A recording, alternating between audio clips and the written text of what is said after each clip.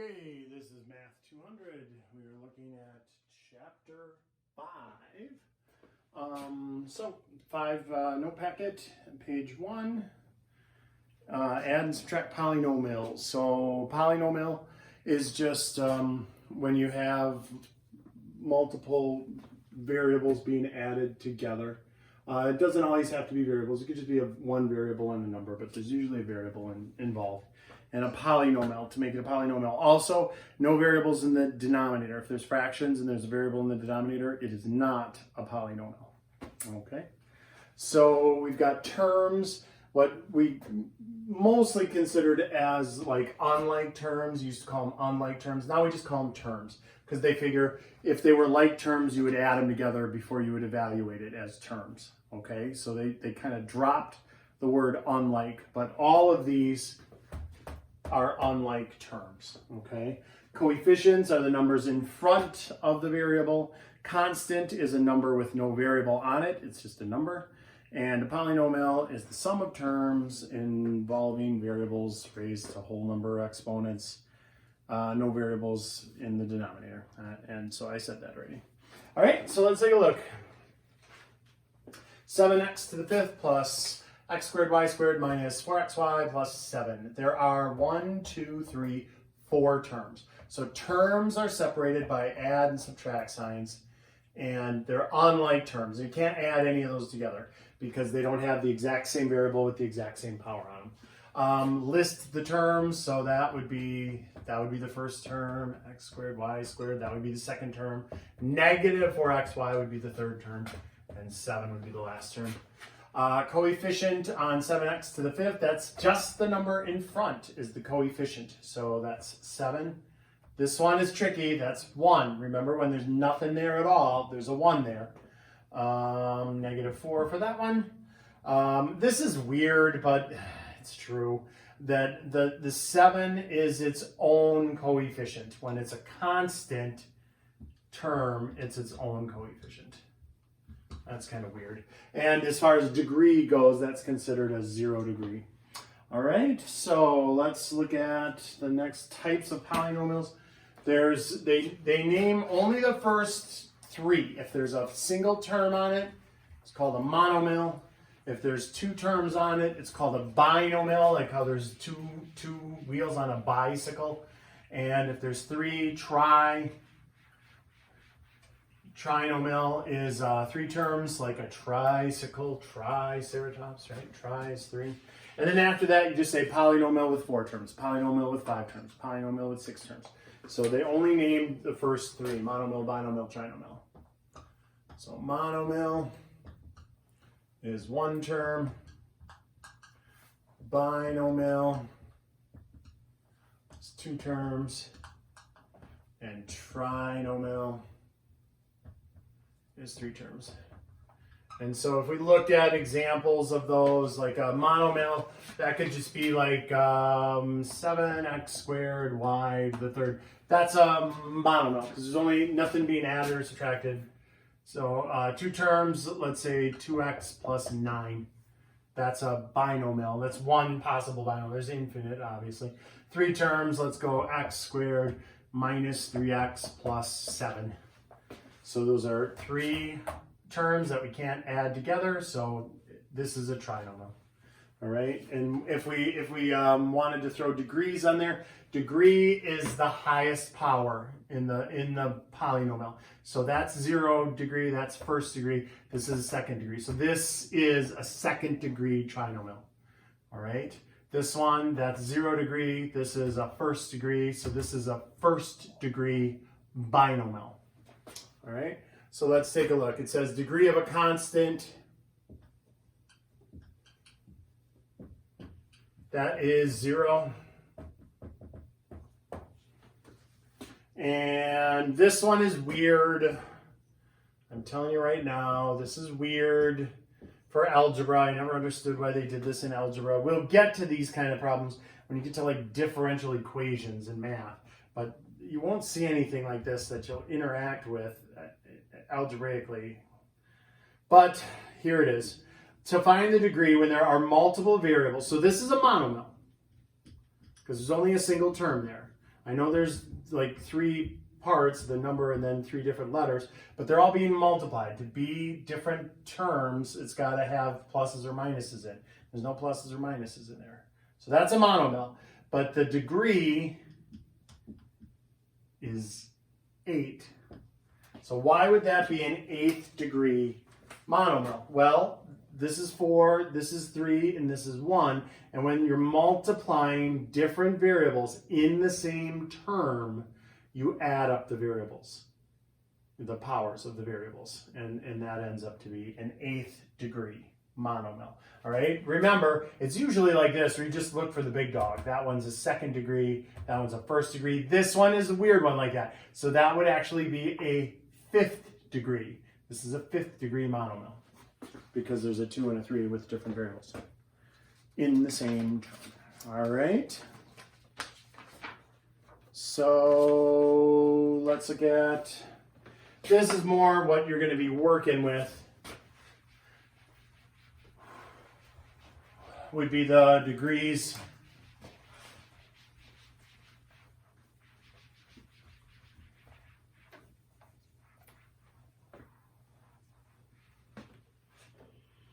Like on the top of page 2 there.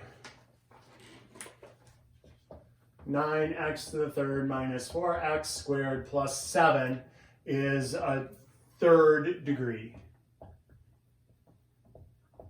So here, let's do the whole spiel. That is a 3rd degree trinomial. And let's even go with the leading coefficient. With a leading coefficient. Leading coefficient is the number in front of the variable on the biggest powered thing. So leading coefficient in this case would be 9. So a 3rd degree trinomial with a leading coefficient of 9. That is a mouthful.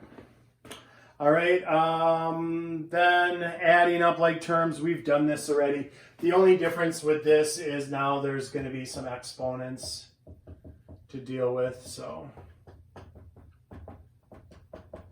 what that looks like is you just, for these, there's parentheses around them, but there's nothing being distributed. There's just a 1 there, so it just stays the same, just stays the same. So we could rewrite it, or just add up the like terms. Here, I'll write it without the parentheses. And then we just, look, that should go first. That is the biggest powered thing. Normally we write it, it's called descending order, when you write the biggest power to the smallest power. So it should be x squared, then x's, and then numbers. So in this one, it's 4x squared. There's nothing for it. Then we got a positive 3x and a negative 3x, so those wipe each other out. Then we got a negative 8 and a positive 3, so minus 5. And that's it. So what would that be? That would be a 2nd degree binomial, because there's 2 terms with a leading coefficient of 4. 2 is 8y cubed minus 4y squared plus 5. And it said use vertical to add this. So we kind of line up the like terms right underneath one another. And then add straight down, like how you used to add numbers in the olden days before you were using calculators and stuff. 6, that's 1y squared. We just write y squared. You can put the 1 there. I won't mark off, but I warn you, there are math teachers that will. They hate the 1. But I won't. I don't care if you say 1y squared. It is 1y squared, whether you write the 1 or not. And then 8y to the 3rd stays 8y to the 3rd. So notice this was negative 4 and positive 5. That's why it ended up positive 1. Okay. So that is a 3rd degree trinomial, leading coefficient of 8. Let's do a couple more.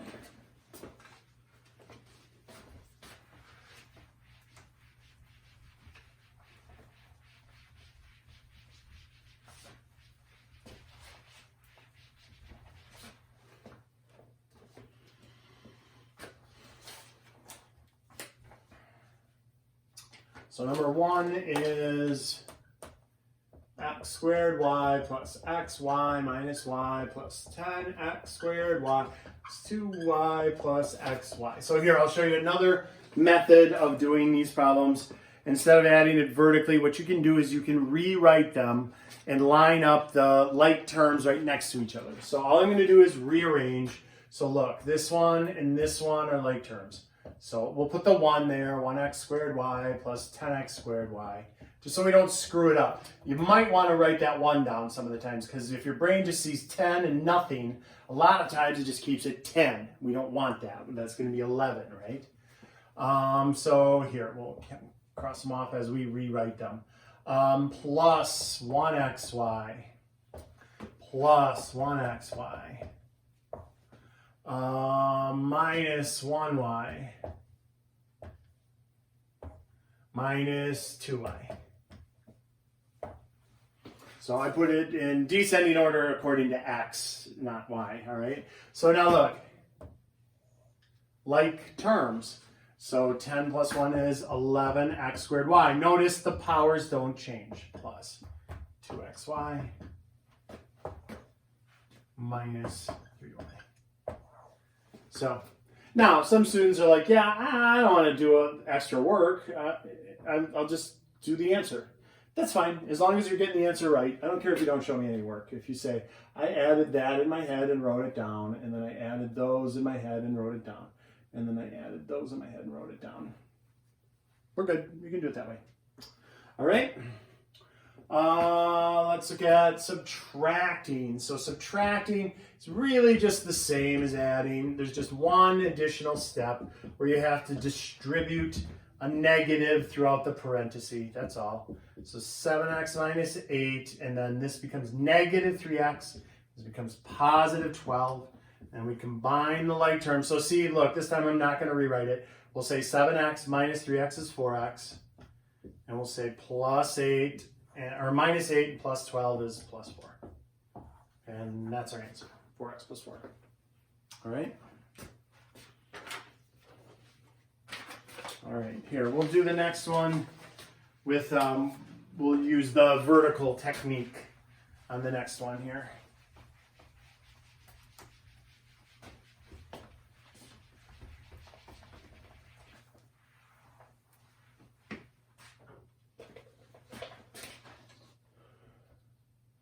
So on this one, we're going to have 2x cubed plus 8x squared minus 7x.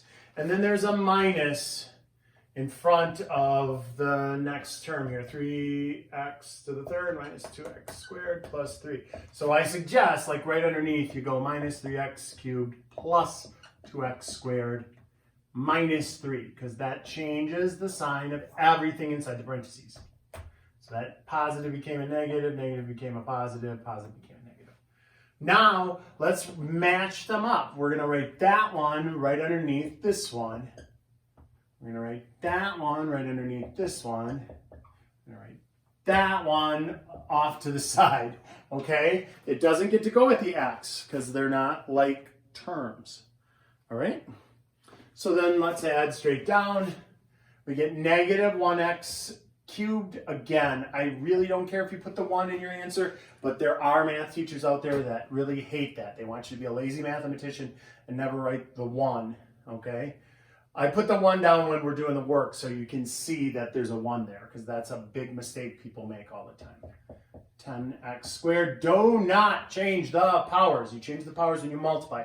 When you add, you only change the coefficients, just the numbers in front. And then minus 7x and minus 3. Nothing changes on either one of those. They're not like terms. So that's the advantage of lining it up as a, vertical thing. So what is that? That is a third degree polynomial with 4 terms. We don't have a special name for a 4-term polynomial. Third degree polynomial with 4 terms and a leading coefficient of -1. That's the number in front of the biggest powered thing. All right, let's look at 4. Oh no, I'm sorry, it's number 3. 4 minus -y minus 4. So this is pretty easy. That one you probably wouldn't really have to, maybe do plus y, plus 1y, and plus 4. But then you don't have to rewrite that, right? It's just y plus 8. or 8 plus y. I usually go descending order. Descending order means highest power thing first, then the next highest power thing, then the next highest power thing. So y actually is a higher power. That's a first degree, and that's a 0 degree. When it's a constant, it's got a 0 degree. All right? Okay, lovely. For negative a squared plus 1 minus quantity a squared minus 3 minus, or no, plus 5a squared minus 6a plus 7. Okay, so again, here, let's do this one vertically. So we'll put that first. 5a squared minus 6a plus 7. We'll put this one next, minus 1a squared, and then plus 1, skip it all the way over by the 7. And we got that, and then do the distributive property, negative 1a squared plus 3. So negative 1a squared again, and then plus 3 all the way over there. No love for the 6a. So we add straight down. We get 3a squared. We have minus 6a, doesn't change at all. There's nothing to combine with it. And then 7, 8, 9, 10, 11, right? Plus 11. So 3a squared minus 6a plus 11. All right, let's look at number 5. Same dog, different fleas here. This one we'll do with no work. We won't rewrite it. We won't do vertical. We'll do very, very little work. We'll have fun with shapes. How about that?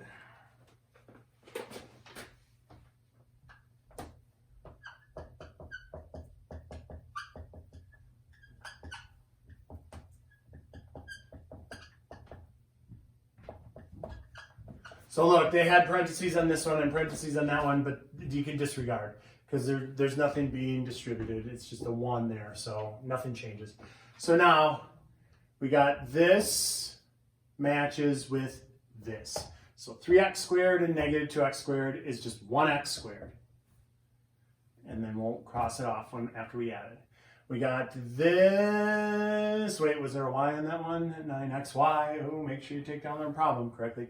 So look, this negative 7xy plus 9xy is 2xy.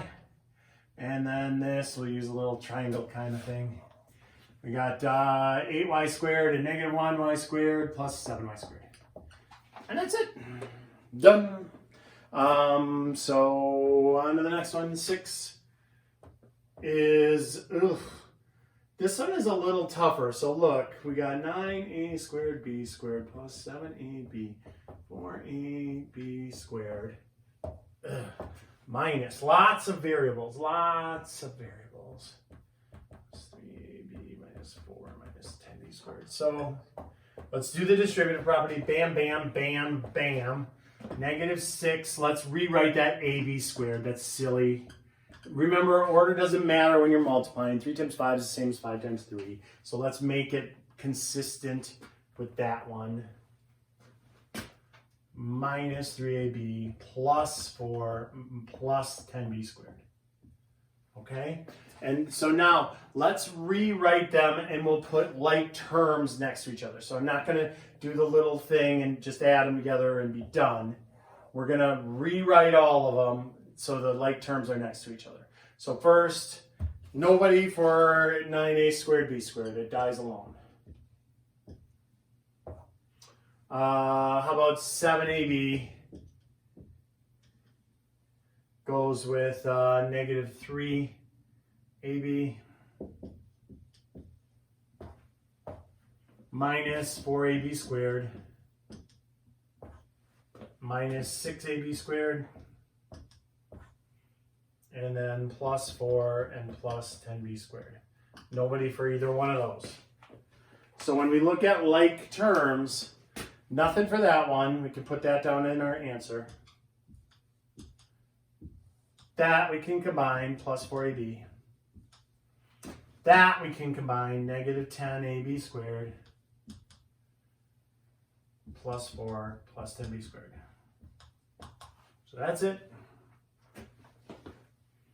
And so that throws, the problems like this really throw students off because they think Everybody has to have a match like that where it's all nice and neat, where we had x squared and an xy and a y squared, where this is a big hodgepodge and there was only 2 of them that even had like terms. So this is still fine. It's just a little more challenging because it doesn't follow the pattern that you're used to. All right, and then the last one is just plug and chug it. We've already done this in other sections. I think all the way back in chapter 2. We talked about functions a little bit. And so this isn't anything new. We'll do this one super quick. When they want me to find p of negative 2 with p of x equal to 2x cubed minus 3x plus 4, that just means plug and chug, plug and chug, plug and chug. Be careful though. Because remember, please excuse my dear Aunt Sally, we're going to do exponents before we multiply. So that means negative 2 times negative 2 times negative 2, negative 2 to the 3rd power. It's positive 4 times negative 2 is negative 8. So we got 2 times negative 8 minus 3 times negative 2 plus 4. So this is negative 16. This is positive 6. This is plus 4. That's negative 10 plus 4. And that's negative 6. So our final answer is negative 6.